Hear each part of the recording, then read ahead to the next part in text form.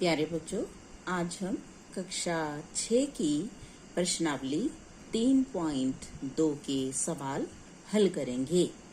प्रश्नावली 3.2 पहला सवाल है, बताइए कि किन्हीं दो संख्याओं का योग सदैव सम होता है या विषम होता है यदि वे दोनों विषम संख्याएं हो, सम संख्याएं हो।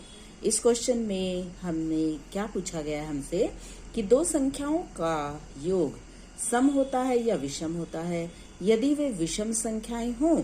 दूसरा बी पार्ट में यदि वे सम संख्याएं हों।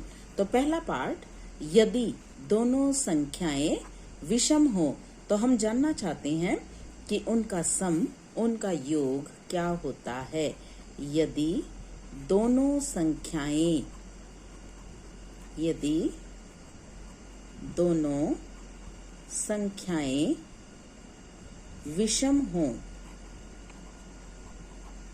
विषम हों तो उनका योग हमेशा सम संख्या होगी।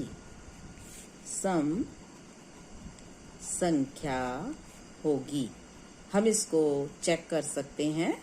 उदाहरण के तौर पे दो विषम संख्याएं हम ले लेते हैं, पहली 3 और दूसरी हम 5 लेते हैं। जोड़ के देखेंगे तो 8, 3 भी विषम है, 5 भी विषम है और 8 क्या है, सम। कोई भी आप दो विषम संख्याएं लीजिए, जैसे मान लिए मैंने 13 और 21 ले लिया, दोनों ही विषम है और इनको मैं जोड़ के देखूंगी तो ये एक सम संख्या मिल जाएगी। तो दो संख्याएं विषम हो तो उनका योग हमेशा सम होता है। बी पार्ट में है, यदि दोनों संख्याएं सम हों तो उनका योग हमेशा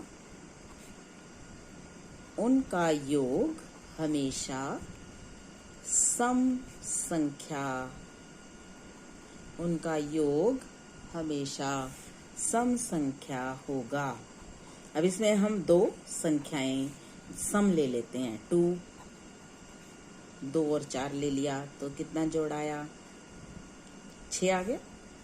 14 और 12 ले लिया, कितना जोड़ आया, 26। देखिए 2 भी सम है, 4 भी सम है, जोड़ भी सम है। 14 भी सम है, 12 भी सम है और उनका जोड़ 26 है। तो यदि दोनों संख्याएं विषम होंगी तो उनका जोड़ सम होगा। यदि दोनों संख्याएं सम होंगी तो उनका जोड़ सम संख्या ही होगा। दूसरा सवाल है, बताइए कि निम्नलिखित में से कौन सा कथन सत्य है और कौन सा असत्य। सत्य और असत्य हमें बताने हैं। 3 विषम संख्याओं का योग सम संख्या होता है। ये असत्य होगा बेटा, क्योंकि अभी हमने पहले सवाल में देखा था कि 2 विषम संख्याओं का योग सम होता है। तो सम संख्या में एक और अगर हम विषम संख्या जोड़ देंगे तो उसका योग हमेशा विषम होगा। तो ये कैसा है, असत्य।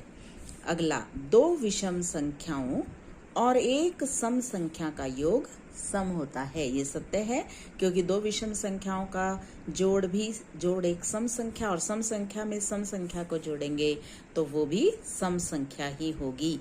तो ये क्या है, सत्य है।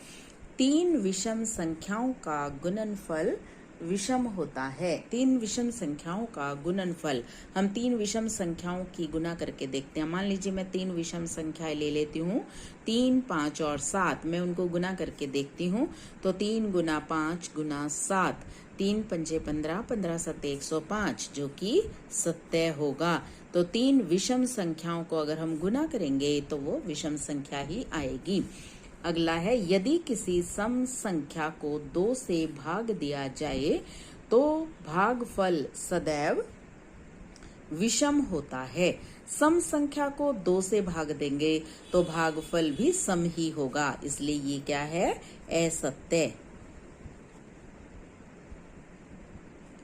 यदि किसी सम संख्या को 2 से भाग दिया जाए तो भागफल सदैव विषम होता है। तो हो भी सकता है और नहीं भी हो सकता, सदैव नहीं होता, तो इसलिए ये असत्य है।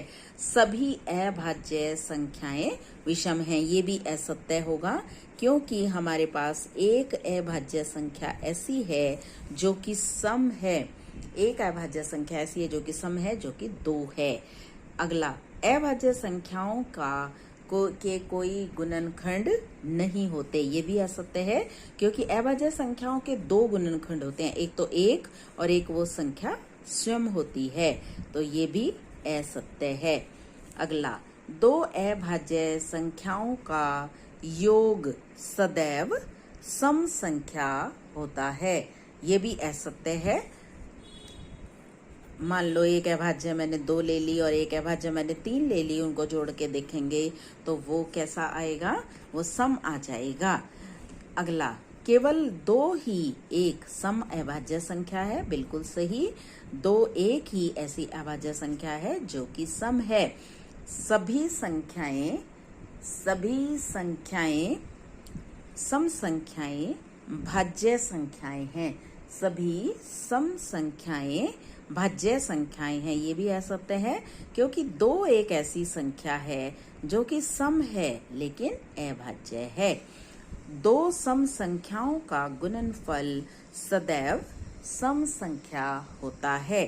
2 सम संख्याओं का गुणनफल सदैव सम संख्या होता है, बिल्कुल सही। आप 2 सम संख्याओं को गुना करके देखिए। मान लो मैंने 2 और 4 लिया है, 2 गुना 4 करूंगी तो मैं 8 आएगा। मैंने 10 और 16 लिया है, गुना करूंगी तो 160 आएगा, तो ये भी सत्य है। 2 सम संख्याओं का गुणनफल सदैव सम संख्या होता है। तो ये थे बेटा हमारे फर्स्ट और सेकंड क्वेश्चन एक्सरसाइज 3.2 के। कल आपके लिए और सवाल लेके आएंगे, तब तक के लिए take care, have a nice day.